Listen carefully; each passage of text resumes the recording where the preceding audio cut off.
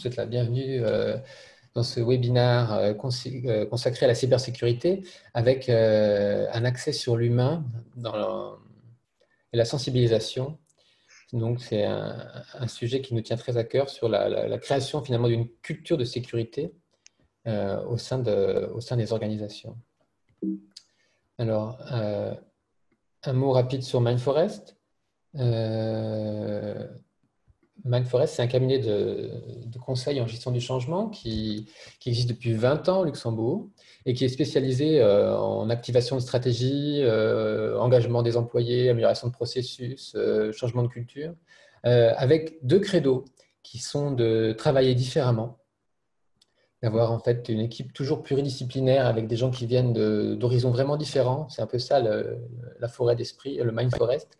Et avec l'idée aussi de pouvoir communiquer les résultats différemment et notamment visuellement. C'est un peu ce qui est illustré sur ce slide. Aujourd'hui, ce webinaire il sera co-animé par moi-même, Benjamin Bagot. Je suis consultant et facilitateur chez MindForest depuis de nombreuses années maintenant. Et je serai accompagné aujourd'hui avec Olivier Antoine. Je ne sais pas si tu veux te présenter, Olivier. Oui, bien sûr. Bonjour, donc Olivier Antoine.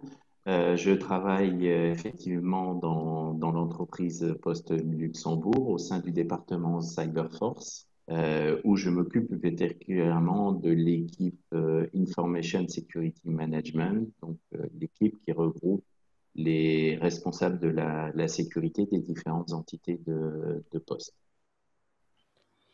Et alors, deux, trois petites règles en général sur les webinaires avec un petit code of conduct, un code de conduite. De manière générale, de ne pas oublier de mettre en mute quand vous ne parlez pas.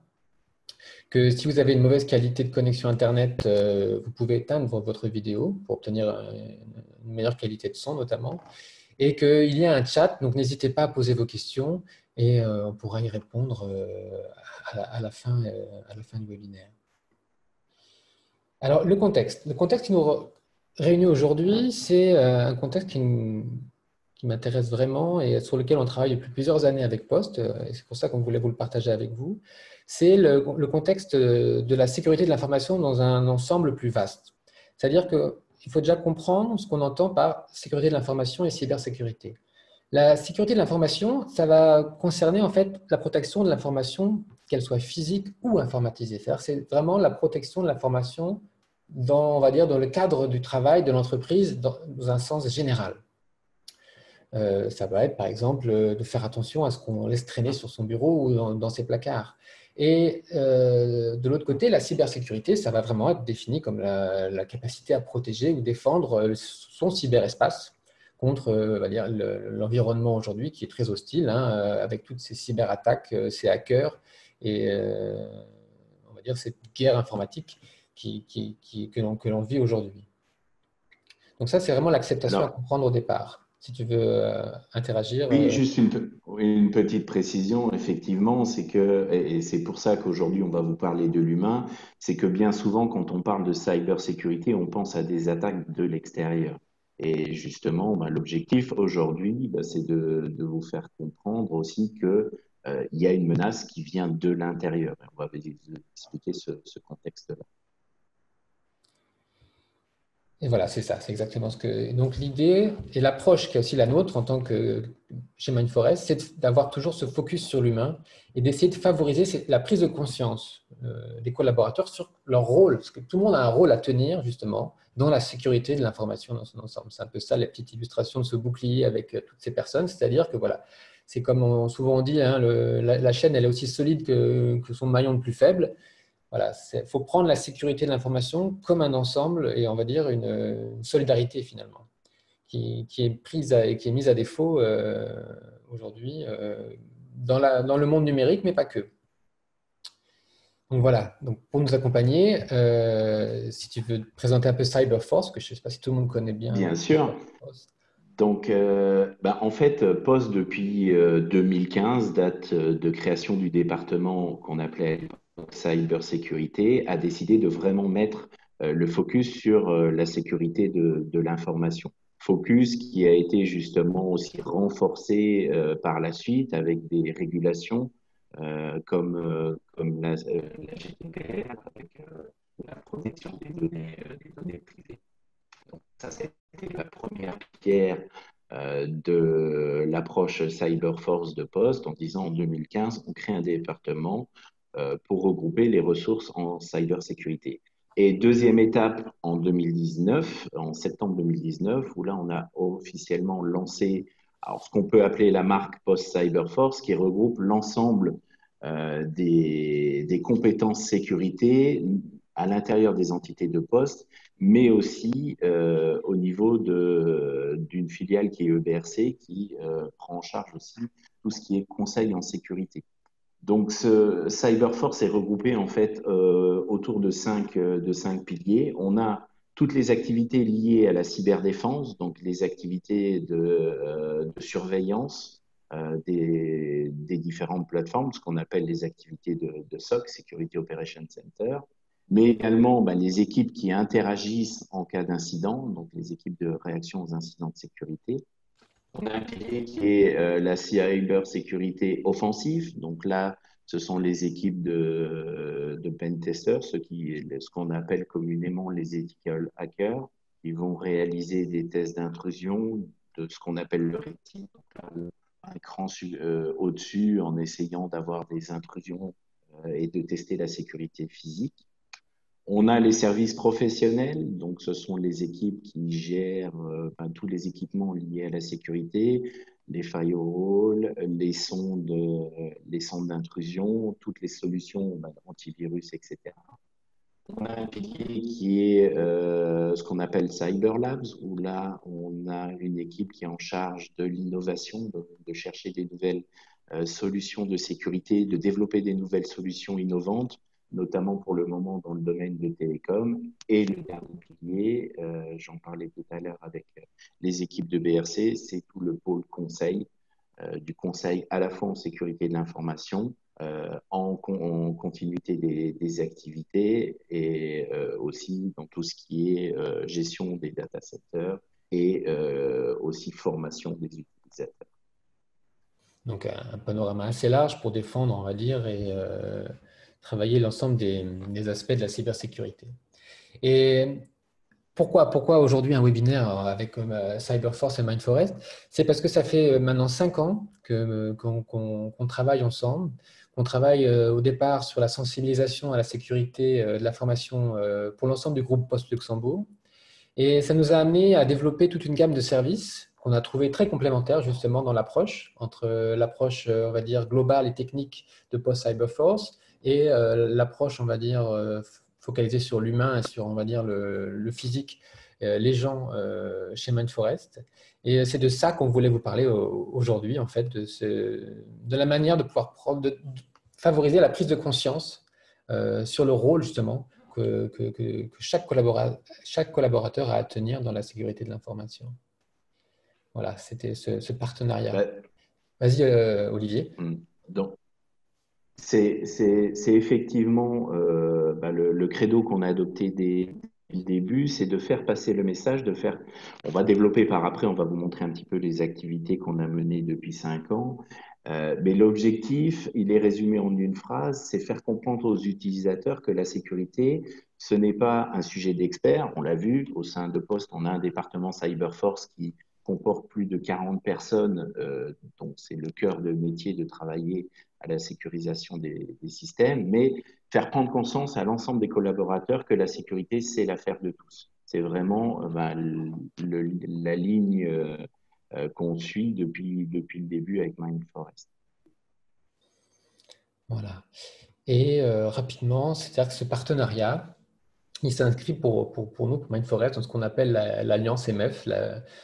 C'est un vaste réseau d'experts, c'est-à-dire qu'on essaie chez Mindforest de nouer des partenariats avec les gens avec qui on travaille pour répondre au mieux en fait, aux besoins de transformation et d'optimisation des performances des entreprises sur le marché luxembourgeois.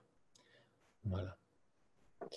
Alors, pour revenir à notre sujet, je voulais vous présenter déjà quelques chiffres assez récents. Tout ça pour montrer finalement que l'erreur humaine elle est à la base de 75% des problèmes de sécurité informatique et de cybercriminalité.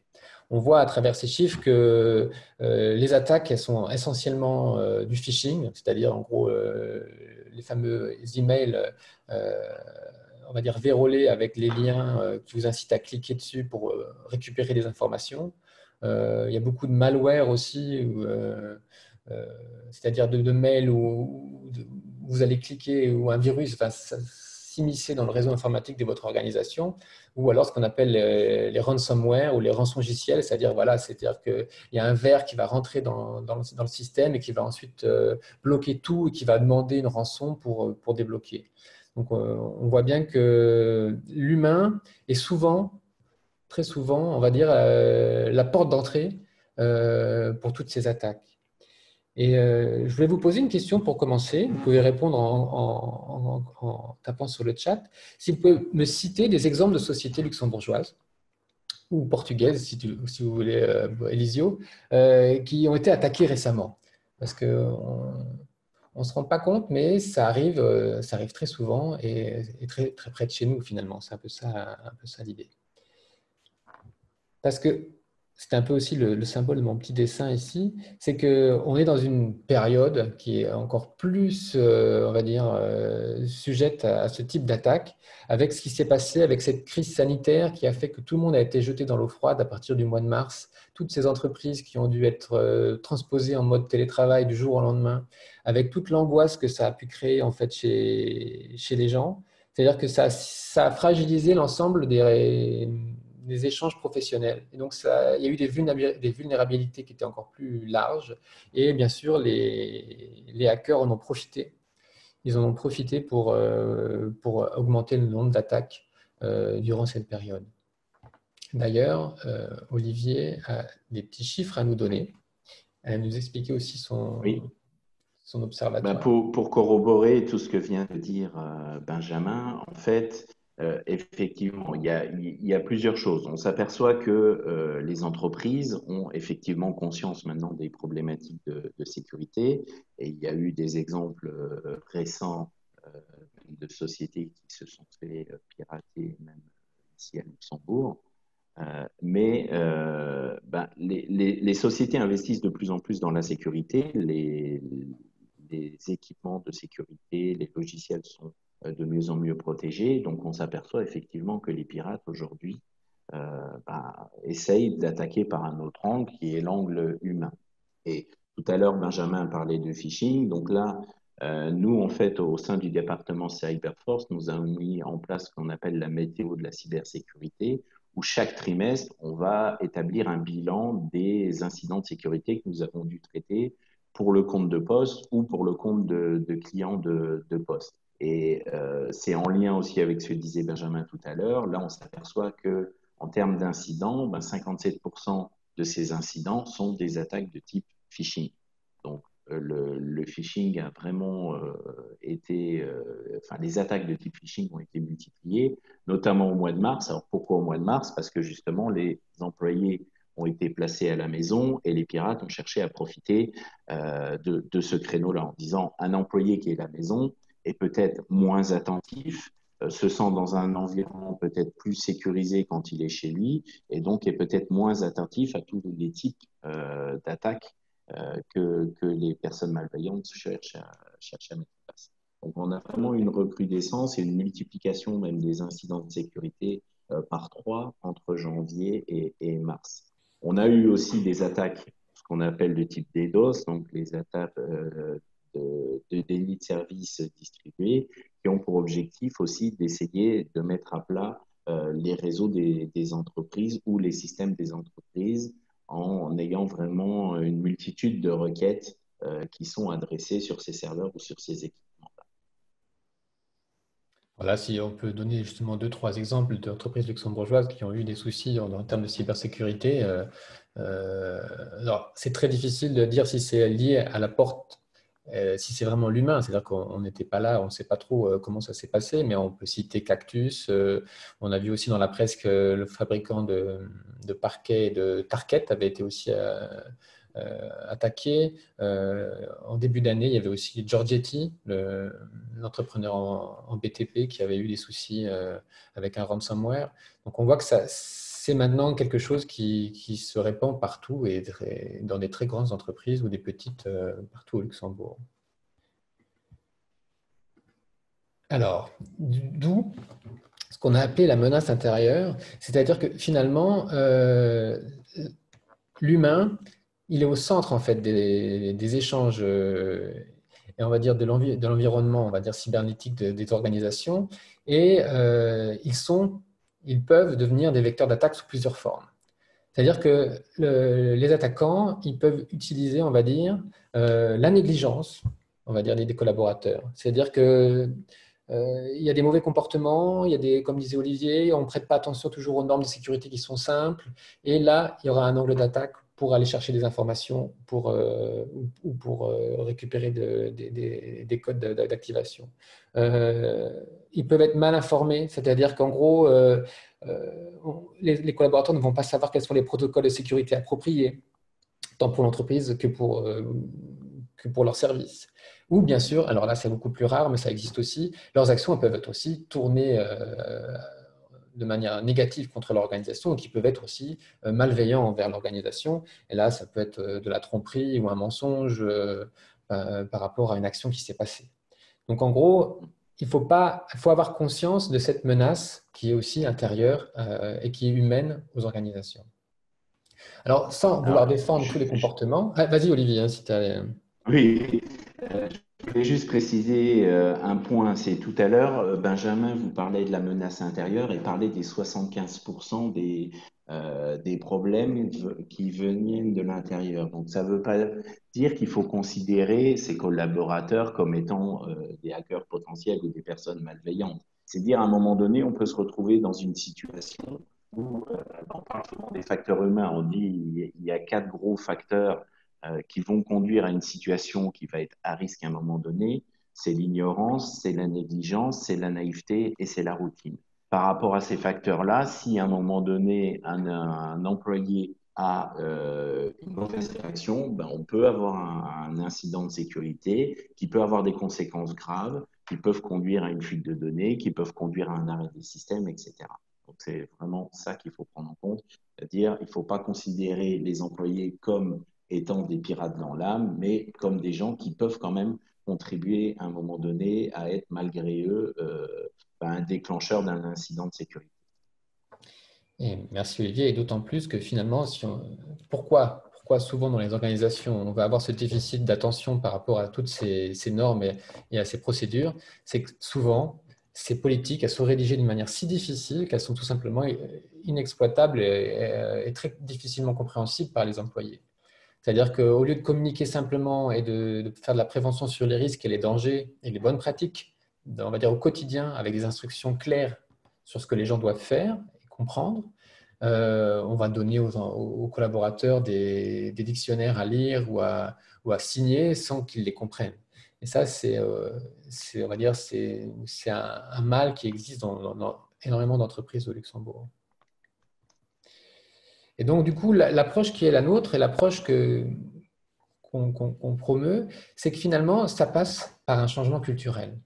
J'avais pris la métaphore du masque parce que finalement, c'est ce qu'on vit aujourd'hui, c'est que le masque devient une nouvelle norme pour se protéger en société. Ben là, le message, en fait, finalement, à délivrer aux collaborateurs, c'est le même.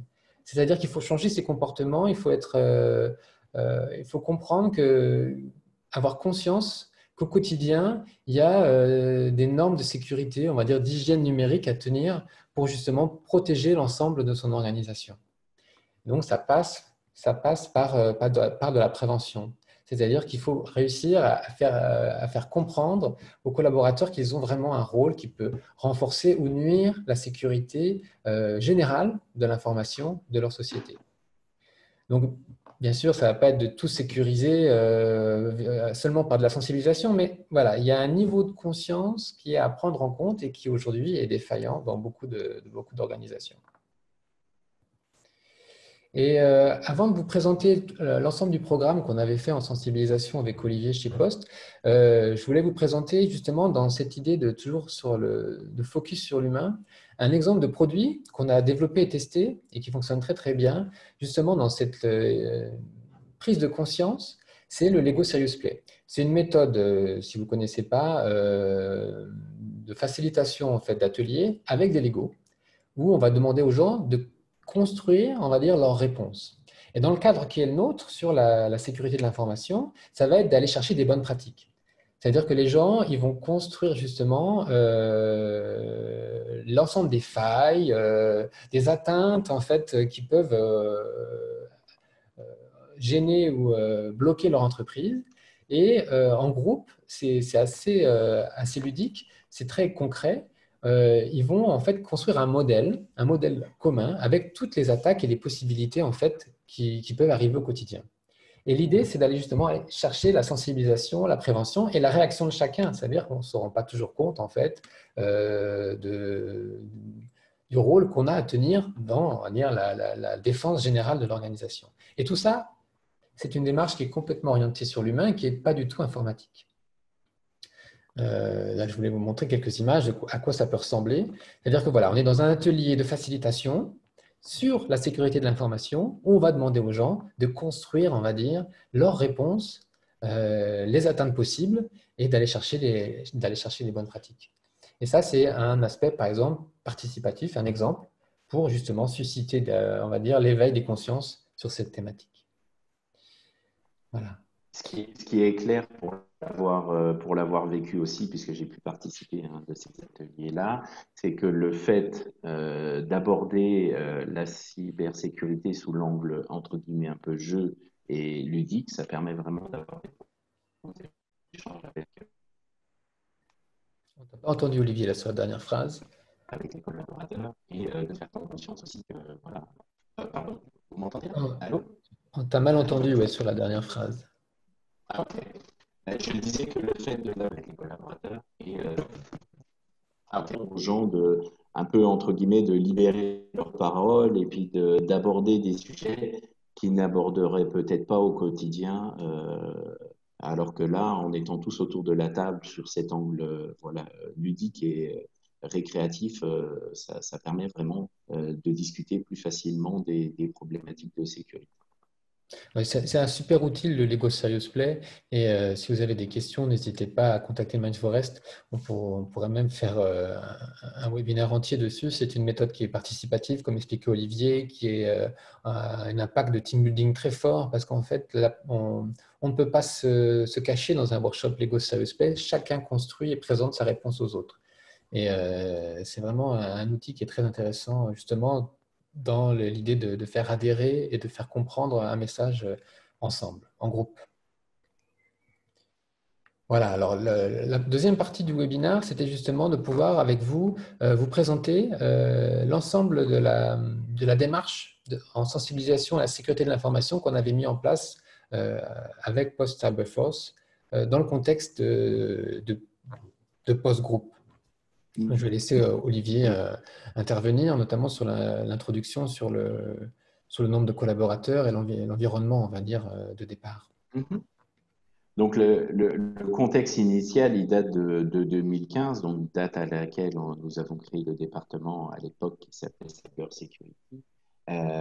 Et l'objectif, un peu pour nous, était de pouvoir mener des actions de sensibilisation, mais avec une problématique particulière, c'est-à-dire que chez Post, donc en 2015, on était déjà plus de 3500 collaborateurs, mais d'horizons différents. C'est-à-dire qu'aujourd'hui, chez Post, il y a plus de 43 nationalités, mais il y a surtout, je ne saurais même pas dire le nombre exact, des fonctions complètement différentes. Ça passe du porteur de journaux jusqu'au dirigeant de la société, en passant par des activités donc liées à la finance, au courrier, au monde des télécoms, au monde informatique. Donc, on a vraiment une culture vraiment à mettre en place. Et c'est ce que disait tout à l'heure Benjamin, c'est comment vulgariser nos politiques de sécurité de l'information, puisque ça a été la première chose que nous avons mis en place. C'est toujours la base de la cybersécurité, c'est d'établir les règles, faire comprendre aux collaborateurs qu'est-ce qu'on attend d'eux. Donc, on a déjà commencé par créer des politiques de sécurité, mais ensuite, il fallait les vulgariser. C'est vraiment le point que Benjamin développait tout à l'heure.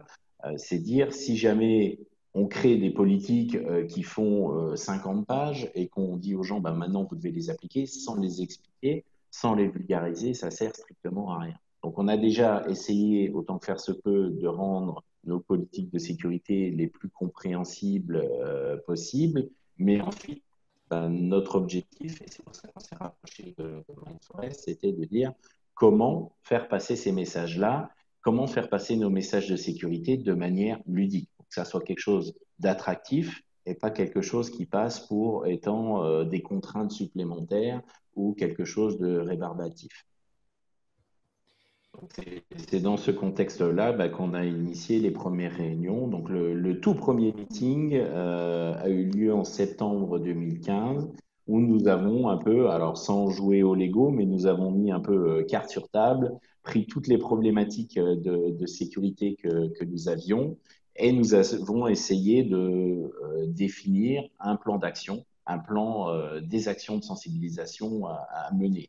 Donc là, ça a été vraiment pêle-mêle, toutes sortes de discussions, mais aussi de points. Donc à l'époque, on avait eu l'idée de mettre en place ce qu'on appelait la gazette en ligne de la cybersécurité. On avait parlé d'infographie, on avait parlé même de serious game à l'époque, de webinars comme on le fait aujourd'hui, de mettre en place des sondages, de mettre en place des petits déjeuners dédiés à la cybersécurité, d'avoir justement des quiz, d'avoir différentes actions euh, pour pouvoir avoir un plan d'action. Donc bien évidemment un plan d'action qu'on ne voyait pas à court terme, mais un plan d'action à moyen et long terme, puisqu'on est toujours quelque part en cours aujourd'hui de déploiement de ce plan d'action-là. On avait aussi tout ce qui Donc, était happening, je me rappelle ça, oui, c'était oui, tout vraiment à fait. assez Oui, oui. sympa parce que justement on en parlera, on en avait initié un avec l'idée justement d'aller taper entre guillemets fort et d'aller dans les bureaux voir comment ça se passe et de laisser une Mhm. trace. Et je pense que Oui. la sensibilisation à la Ça, sécurité de l'information elle passe par là aussi. Mm. on va, on va effectivement le développer dans les prochains slides, vous expliquer un petit peu tout ce qu'on a fait sur ces côtés-là. Donc là, l'avantage, ça a été une première brique de notre collaboration, c'était de se servir aussi de l'expérience de Mindforest dans la culture du changement pour justement mettre en place tout ce changement-là au sein de Poste, mettre en place cette culture sécurité. Alors la première étape, c'était les fameuses fiches justement issues des politiques. Oui, Euh, alors les fameuses fiches de sécurité, elles avaient deux vocations. De une, l'idée était d'avoir une fiche de synthèse de chacune des politiques que nous avons pour pouvoir expliquer brièvement en disant, ben voilà, si les collaborateurs doivent retenir quelques points de la politique de sécurité, quels sont les points qu'on veut mettre en avant. Donc c'était vraiment une fiche de synthèse en A4, pas plus long qu'un format A4, recto verso, pour synthétiser nos politiques de sécurité. Et la deuxième vocation de ces fiches de sécurité-là, c'était aussi de présenter les menaces auxquelles chaque collaborateur est soumis pour expliquer ces menaces-là. Donc ça, c'est le côté recto avec l'explication de la menace. Et au verso, bah, les règles que chaque collaborateur doit appliquer par rapport à ces menaces-là. Donc là, typiquement, on a pris les menaces les plus courantes que nous avions à l'époque, tout ce qui était ransomware, tout ce qui est fraude au président, ingénierie sociale et encore le phishing. On en parlait en 2015 et on en parle c'est toujours toujours les mêmes aujourd'hui. qui en Donc, 2020 ces nous fiches-là ont... de, oui. Donc, ces fiches-là de sécurité étaient là aussi pour présenter ces menaces-là, expliquer aux gens ben, à quoi ils s'exposent en ayant accès au système d'information de poste. Et c'est des fiches aussi qui peuvent être aussi appliquées, bien évidemment, à la maison. Il y avait l'idée aussi d'un call to action, c'est-à-dire qu'il y avait qu'est-ce qui se passe si ça m'arrive, avec l'idée de pouvoir donner les consignes directes pour que les gens puissent facilement Oui. réagir de la meilleure des façons, quoi. On le disait tout à l'heure, hein, dans les facteurs humains, on a l'ignorance. Donc là, Mm. justement, le but, c'est de sensibiliser les gens pour dire, bon, le côté ignorance, maintenant, vous pouvez plus dire, je ne suis pas au courant des règles de sécurité. Et donc toutes ces fiches, elles étaient ensuite diffusées sur l'intranet de l'entreprise dans la partie cybersécurité. Donc, elles sont sur l'intranet de l'entreprise, ce qui permet à chaque collaborateur d'y avoir accès quand il en a besoin. La deuxième étape de la fusée, c'était le guide. Alors, on est allé plus loin avec ce guide et qui était aussi de distribuer lors des séances de sensibilisation. Donc là, le guide, Alors, il était, je te est-ce- laisse si tu veux développer, Olivier. oui, je vais effectivement développer. Donc, en fait, une des premières étapes, ça a été déjà de dire, bah, il faut rencontrer l'ensemble des collaborateurs. Déjà, une pour se présenter, parce que le département cyber security n'existait pas à l'époque. Donc, on a dit, on veut que les gens mettent un visage sur les gens qui travaillent à la cybersécurité au sein de Poste. Donc, on a été rencontrer l'ensemble des collaborateurs de Poste. Et on va voir par après aussi qu'on a été aidé par Mindforest sur la partie présentation de ces séances de sensibilisation.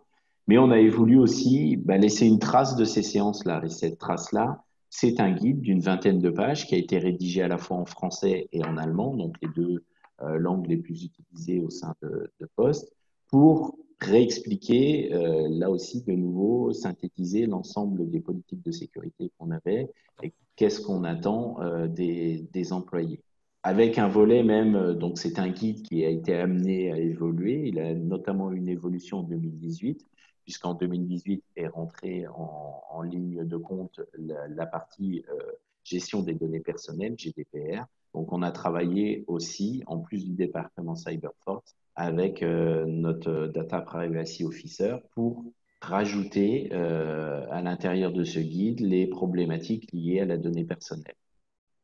Et le guide était aussi orienté sur l'utilisateur. Là, on voit le petit personnage poste là, qui est au milieu, là, avec l'idée de le mettre en situation. C'est-à-dire qu'il y avait des situations, comme on voit à droite, dans l'entreprise, mais il y avait aussi dans les transports, dans les couloirs, quand je suis au bureau À, et à la maison aussi. à la maison, oui, tout à fait.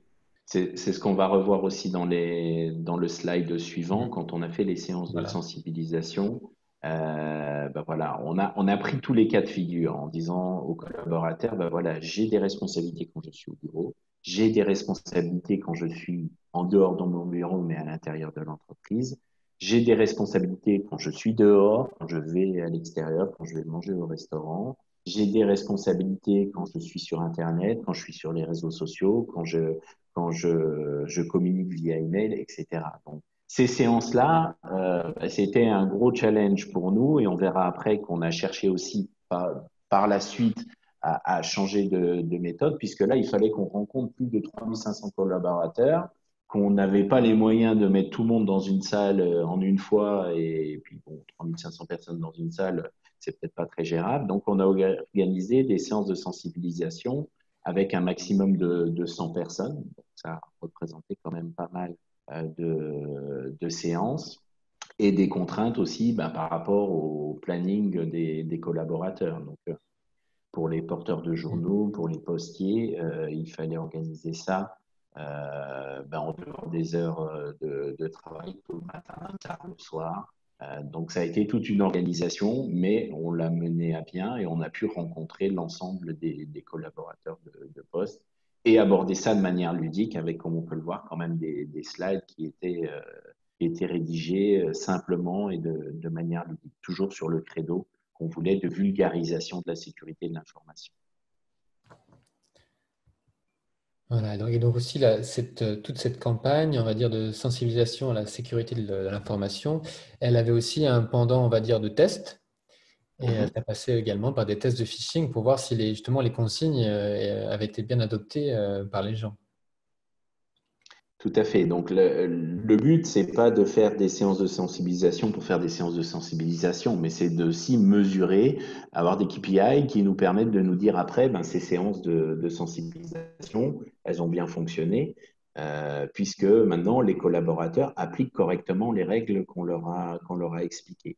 Donc, on réalise de manière fréquente, au minimum une fois par an, des tests de phishing pour se mettre en situation on s'aperçoit, et je vous l'ai montré tout à l'heure dans la gestion des incidents, qu'on doit faire face à ces menaces quasiment tous les jours, mais on cherche aussi à mesurer si les collaborateurs à grande échelle tombent dans le panneau ou pas. Donc on organise non pas à l'échelle de toute l'entreprise, mais on va dire chaque année, on fait un test sur à peu près 500 utilisateurs pour vérifier quelles sont leurs réactions par rapport à cette menace du phishing. Donc, on a eu plusieurs scénarios. On avait commencé avec un scénario light qui provenait de notre service desk, qui demandait aux gens, suite à un problème de sécurité, de changer leur mot de passe. Donc, ils devaient se connecter sur un site frauduleux qu'on a mis en place, un faux site, qui leur demandait de rentrer leur nom d'utilisateur, leur ancien mot de passe et de choisir un nouveau mot de passe.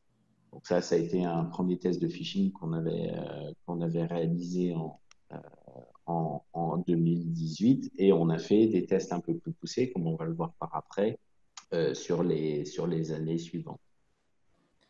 Ça, c'est, on va dire, Voilà. Donc, l'image du test de phishing.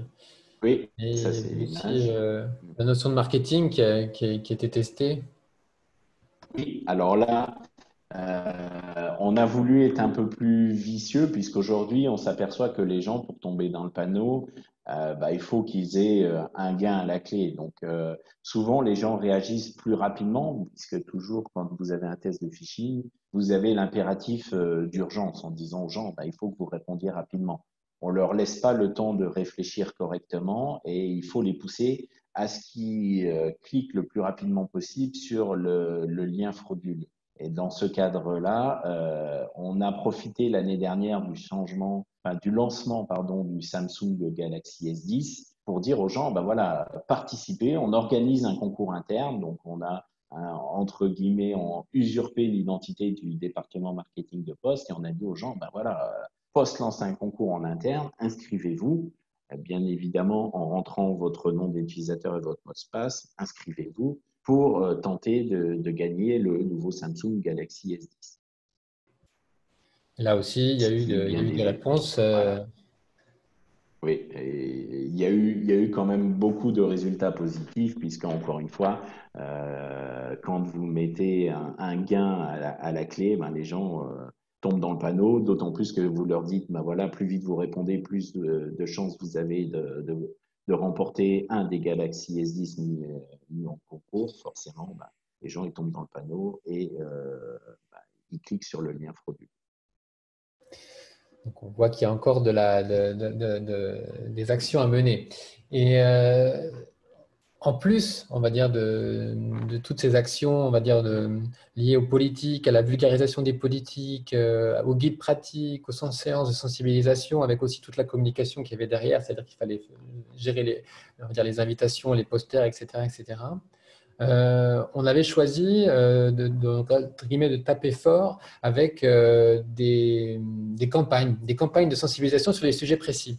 Et la première qu'on avait fait, c'était en 2018. C'était justement dans l'acceptation au sens large de la sécurité de l'information, une campagne de sensibilisation à la clean desk, c'est-à-dire au nettoyage des bureaux. C'est-à-dire que c'est on va dire un des engagements de base à respecter dans son organisation, c'est de ne pas laisser justement les traces sur son bureau qui puissent amener à des soucis pour l'organisation. Et là, on avait fait tout un brainstorming et on avait travaillé justement avec le Cyber Security et Cyberforce sur cette thématique des aliens qui était un peu propre aussi on va dire, au service, on va dire, à l'univers du service Cyberforce. Je ne sais pas si tu veux en parler un peu, Olivier. Oui, effectivement, donc c'était une des deuxièmes problématiques que nous avions. Donc nous avions défini avec Benjamin quels étaient les topics de sécurité les plus importants que nous voulions adresser dans notre plan d'action. Donc il y avait effectivement la partie phishing et le deuxième point c'était tous les aspects de clean desk. Tout cela est venu d'un constat simple, c'est dire aujourd'hui il y a une politique de notre management en fait, c'est une problématique qui est arrivée avec le déménagement dans nos nouveaux locaux. Euh, donc, l'ensemble des employés ont été regroupés dans des nouveaux bâtiments et la volonté du management de poste était de laisser libre accès les employés à tous les étages, dans tous les plateaux des bâtiments, pour favoriser la communication et euh, les échanges entre les employés.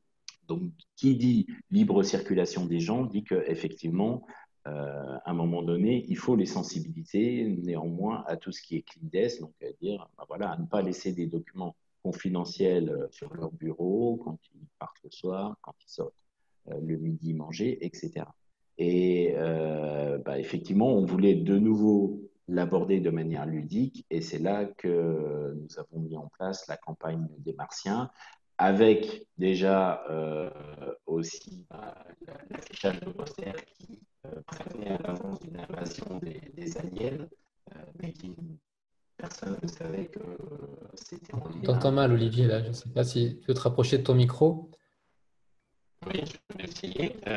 Donc, on avait effectivement une campagne qui n'avait pas d'objectif précis pour les gens. Donc, ils avaient effectivement des affiches qui avaient été mises dans les différents espaces communs de poste en disant qu'il fallait y avoir une invasion alien. On ne parlait pas de vitesse, que les gens ne savaient pas l'invasion des aliens. Oui, je vais essayer.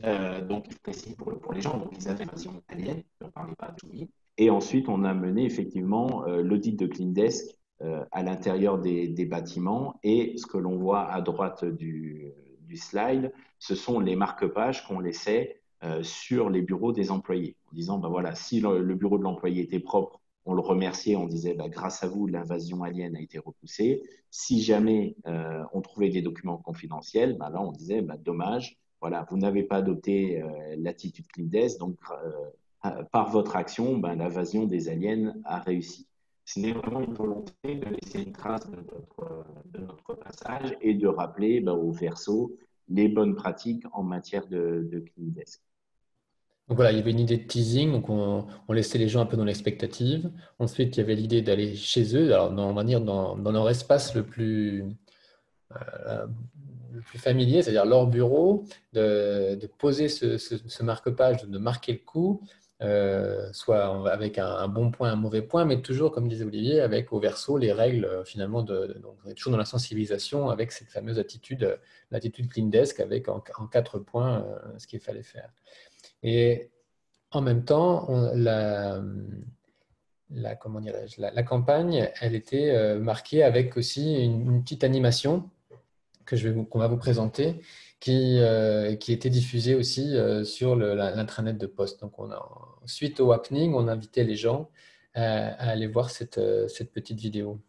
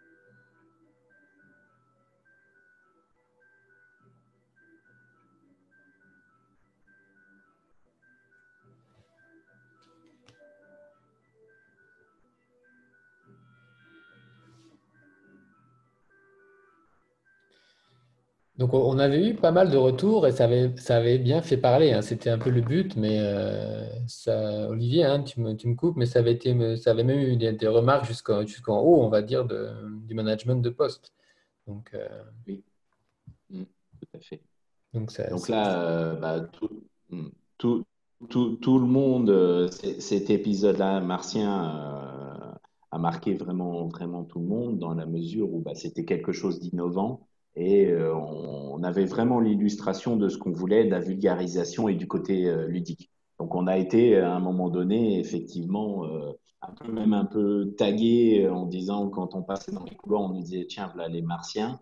Mais si bien que les gens, lorsqu'on se promenait un peu en dehors des heures de bureau dans les, enfin oui, en dehors des heures de bureau dans les étages, ben, les gens disaient ah ça y est, ils sont en train de faire une petite de clean desk. Ça a effectivement bien marqué les gens. Alors, attendez, hop, faut passer au slide d'après. Comment ça? Je vais trop vite. Et l'étage aussi qui était, si on continue avec notre métaphore de la fusée, c'est que ça passait aussi également par la volonté d'asseoir, on va dire, des vidéos de e-learning, c'est-à-dire que dans la capacité à sensibiliser, mais aussi à faire adhérer les gens. Et en discutant avec Cyberforce, il y avait des populations, notamment les populations de gens chez Post, par exemple, qui travaillent dans les shops, c'est-à-dire qui sont là pour vendre des abonnements Internet ou mobile. Et ils n'ont pas, on va dire, le temps ni les loisirs de pouvoir aller, même sur l'intranet, télécharger ou imprimer pour soi-même une fiche ou un guide. Et c'était d'aller les toucher avec des vidéos, des vidéos de learning, mais assez courtes, qui allaient ensuite être diffusées sur les plateformes dédiées chez Post. Je ne sais pas si tu as quelque chose sur le fond Oui. à ajouter, Olivier. Bah oui, c'est la problématique que je parlais tout à l'heure, c'est dire on a pu, mais ça nous a pris plus de 6 mois, organiser des séances en présentiel, en allant rencontrer les différents collaborateurs de poste. Néanmoins, bah, cet exercice-là, on ne peut pas se permettre de le refaire tous les ans. Et donc l'idée était effectivement de se servir de la plateforme de e-learning que nous avons en place chez Poste pour aussi aborder les problématiques de sécurité et toujours, entre guillemets, en gardant ce volet ludique. Donc, c'est de là que sont sorties ces vidéos, effectivement, sur une des problématiques aussi qu'on n'avait pas traitées jusque-là, qui étaient les mots de passe. Donc, les gens pouvaient ensuite aller cliquer s'ils ont, par exemple, une minute sur leur Il poste est de strictement travail interdit d'écrire des mots de passe sur des supports sur ces papier sujets-là. et stockés sur les bureaux. Ne communiquez jamais votre mot de passe à un tiers, à un collègue ou à toute autre personne, y compris votre responsable hiérarchique. Vos mots de passe sont personnels et sont considérés comme étant des informations confidentielles, telles que définies dans la politique de classification de l'information de Poste. Un mot de passe ne peut jamais être inséré dans un message électronique ou dans toute autre forme de communication électronique. Aucun mot de passe ne peut être communiqué sous quelque forme que ce soit, par téléphone, à l'oral, à quiconque. Collègue de travail, secrétaire, supérieur hiérarchique, membre de la direction. Aucun personnel de poste ne vous demandera jamais votre mot de passe. Tout utilisateur suspectant que son mot de passe a été compromis doit contacter sans délai le service desk du département IT 77777. En cas de divulgation ou de soupçon de compromission d'un mot de passe, utilisateur ou système, celui-ci doit être immédiatement modifié.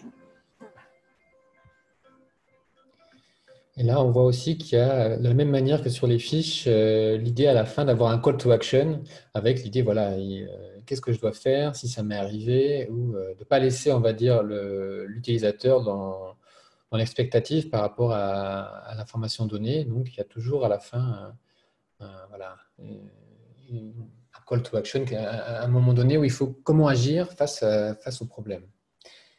Donc voilà, c'était un peu, on va dire, le panorama des choses qu'on voulait vous présenter par rapport à tout ce programme qui a été mis en place depuis 2015.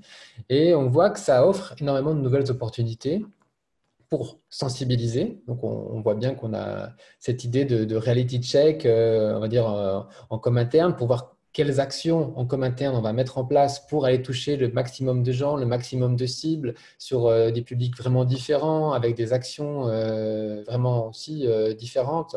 Les fiches, la vulgarisation, les séances, les animations, les happenings.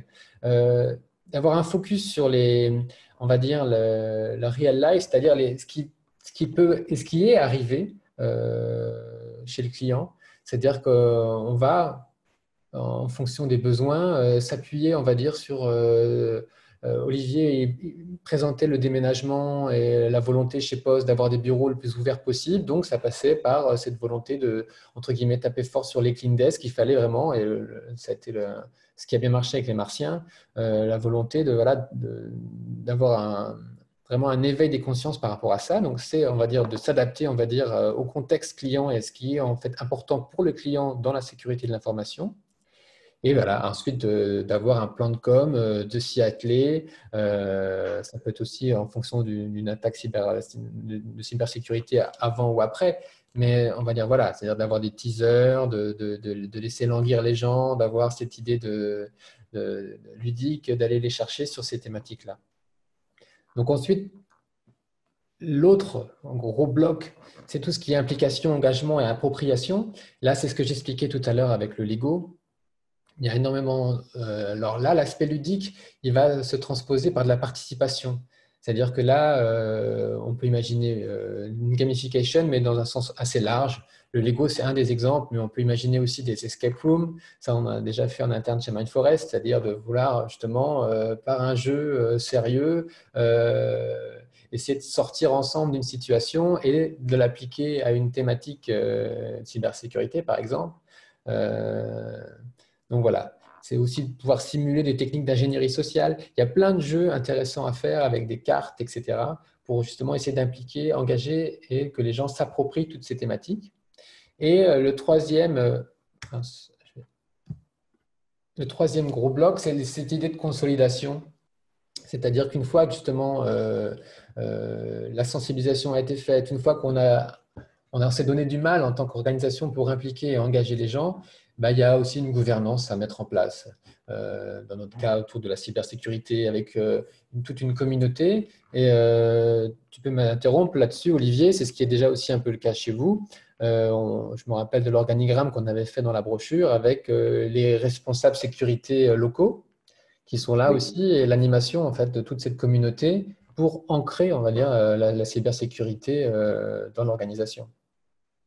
Oui, c'est tout à fait ça. C'est dire, on peut, alors, l'idée du partenariat, c'est vraiment de mettre en place cette culture sécurité, d'accompagner sur l'ensemble des actions à mener et d'avoir un plan d'action un peu comme nous on l'a fait en 2015 sur le moyen et long terme.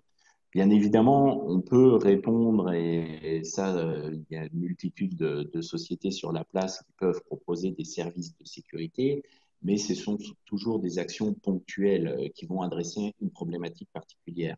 Alors qu'ici, on s'engage vraiment sur une action d'accompagnement sur le moyen et le long terme pour mettre en place cette culture sécurité et faire, encore une fois, comprendre aux gens le message que la sécurité de l'information concerne l'ensemble des collaborateurs et pas seulement les gens qui sont en charge de la sécurité au sein de l'entreprise. C'est vraiment ça le point important.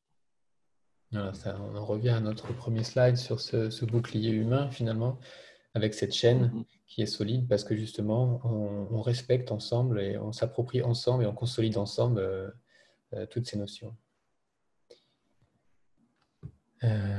Voilà, on arrive au terme de notre présentation. Je ne sais pas si vous avez des questions ou des remarques ou des expériences à partager par rapport à ce sujet. Moi, j'ai une question. En fait, vos tests phishing que vous avez fait auprès de vos collaborateurs, est-ce que par après, donc, premièrement, donc, comment est-ce que vous avez communiqué par après? Et deuxièmement, est-ce que vous avez refait comment dire, donc, un test similaire pour vérifier si, il y avait un impact positif Oui. de votre action? Alors, tout à fait. Donc, pour chacun des tests de phishing, bien évidemment, l'objectif, c'est d'avoir des statistiques, mais de manière anonyme. On ne va pas aller voir chacun qui a cliqué sur le lien frauduleux et qui a donné ses credentials. On ne va pas aller le voir en disant c'est pas bien ce que tu as fait. Donc, on aborde la problématique de manière globale en donnant les résultats et en plaçant. Donc, on a un point qu'on n'a pas abordé, c'est qu'on avait créé sur l'intranet de l'entreprise un espace dédié à la sécurité de l'information. Donc, sur cet espace-là, on a repris la campagne, on a expliqué comment on avait procédé et on a donné les résultats sur forme de statistiques. Combien de personnes ont reçu le mail, combien de personnes ont cliqué sur le lien, combien de personnes ont donné leur credential. Et également, on mesurait les temps de réaction et le respect des règles en place.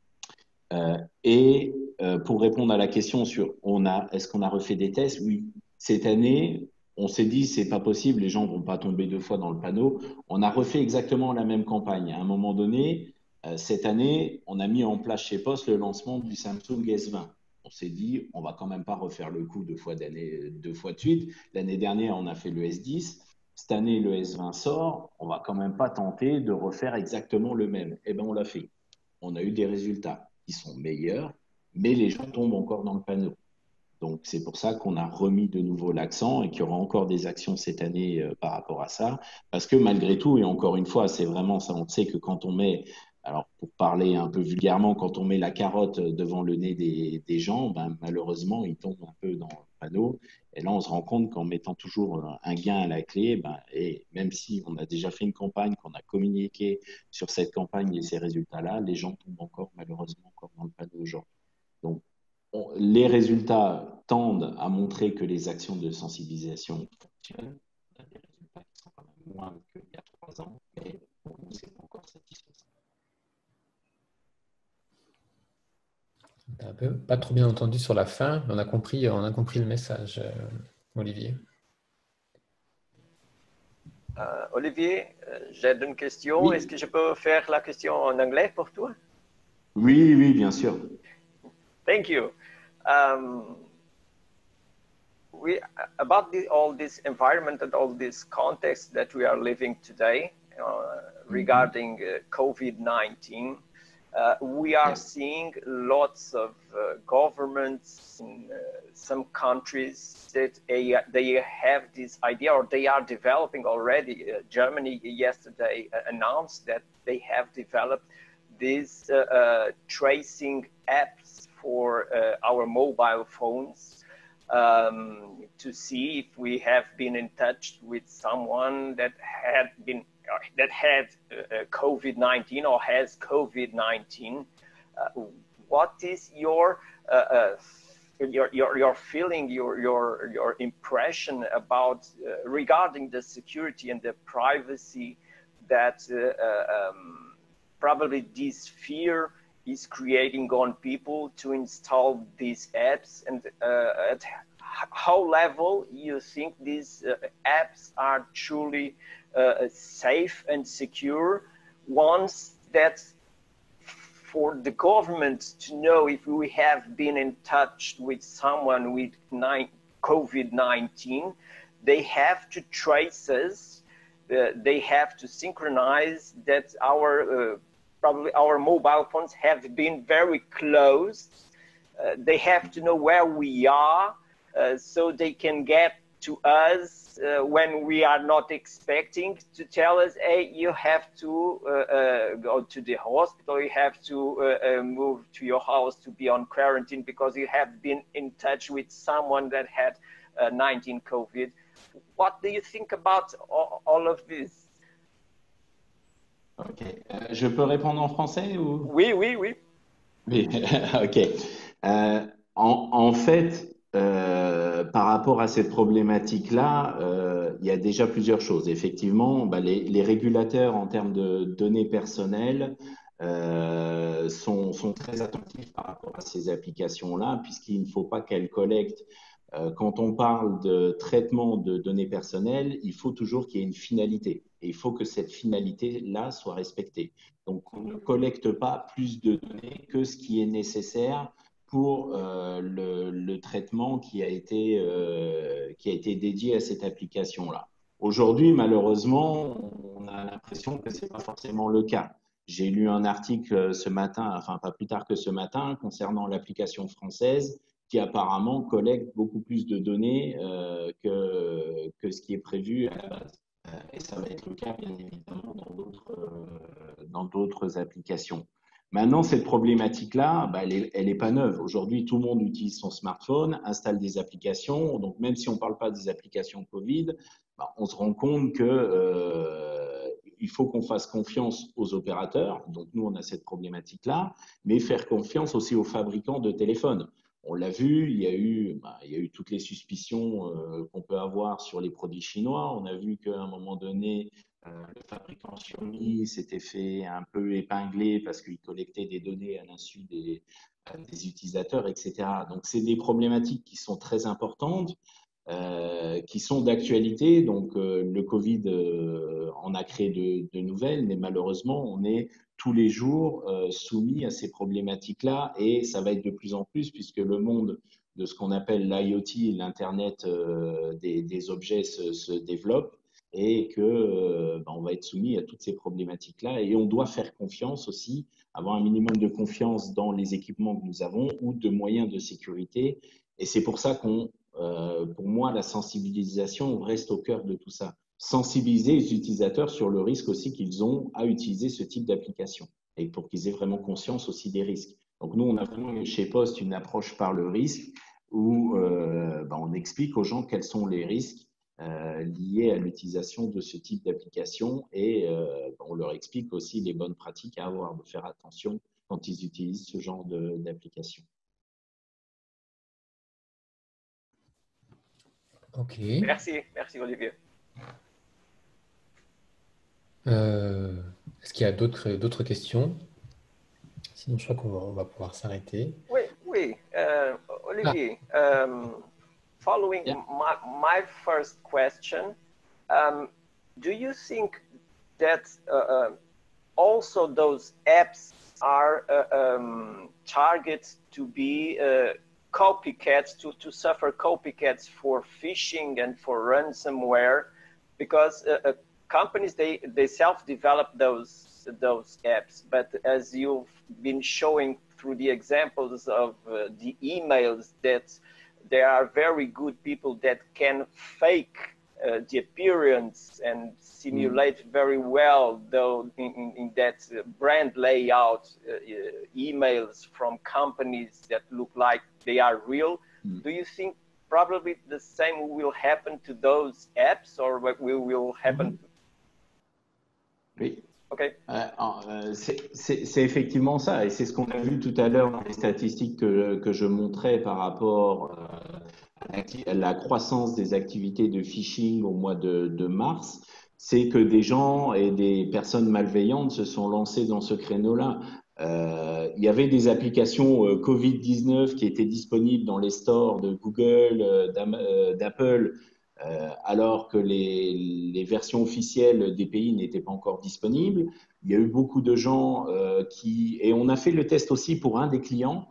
On a usurpé un site, on a fait un faux site qui ressemblait à un site ministériel du Luxembourg, où on disait les gens, pour pouvoir faire du télétravail, vous devez vous connecter sur ce site et rentrer vos credentials. Et ça a fonctionné. On a eu 70% de réussite parce que les gens, on leur a dit, si vous ne remplissez pas le formulaire là, vous ne pourrez pas vous connecter en télétravail de la maison. Donc, ça a été vraiment, le Covid a profité à ces situations-là et a été une des cibles favorites des personnes malicieuses et des pirates, malheureusement. Okay. Can I have another one? We all know that that to start this mindset of protecting ourselves in terms of cybersecurity, it should start at our places, at our homes, with our friends, with our family. But in fact, what we are seeing is that due to these environments of pandemic, we are seeing lots of people sharing lots of information. We know that someone is really profiting from that. What do you think also about that? About this share of information? Because we know that beside of sharing lots of information, probably those information are not malware or are not ransomware, but still info related to the volume of, for example, a certain post or a certain message has been shared is going somewhere. And we know probably that it will have some users' data on the background.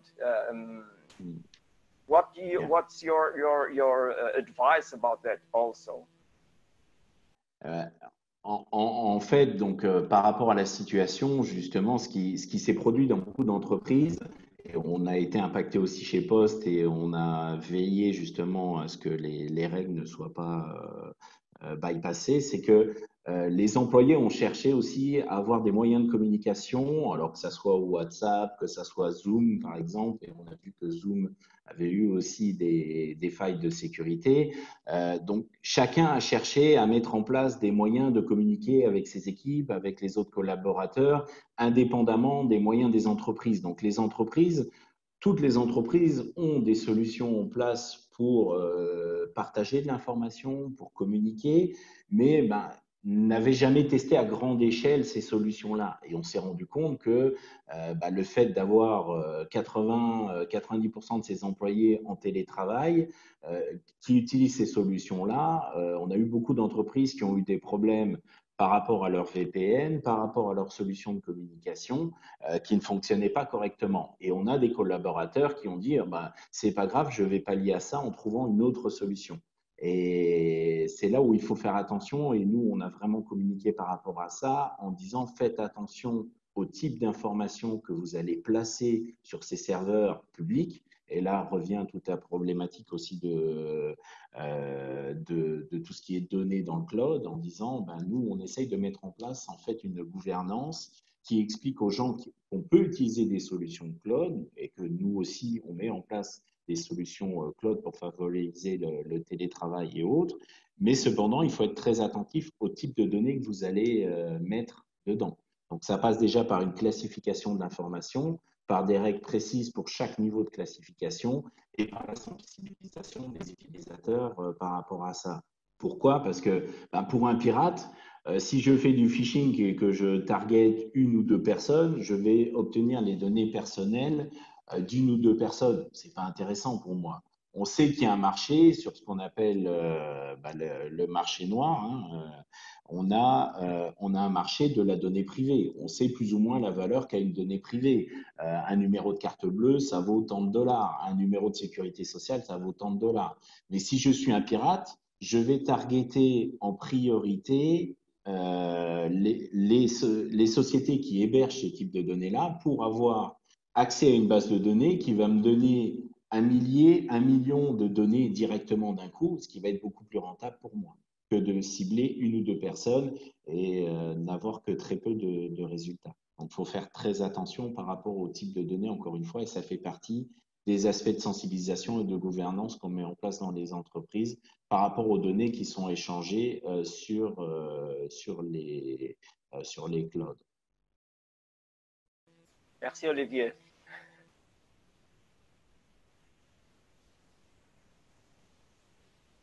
J'étais en mute.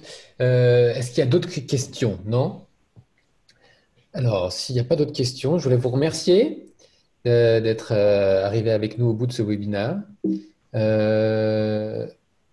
Si vous voulez plus d'informations sur nos différents contenus, il y a bien sûr la newsletter Mindforest et vous pouvez toujours nous suivre sur LinkedIn. On publie régulièrement tous les nouveaux événements et contenus liés à Mindforest. Et je voulais vous remercier et vous Merci à vous. souhaiter une très très bonne journée à vous tous.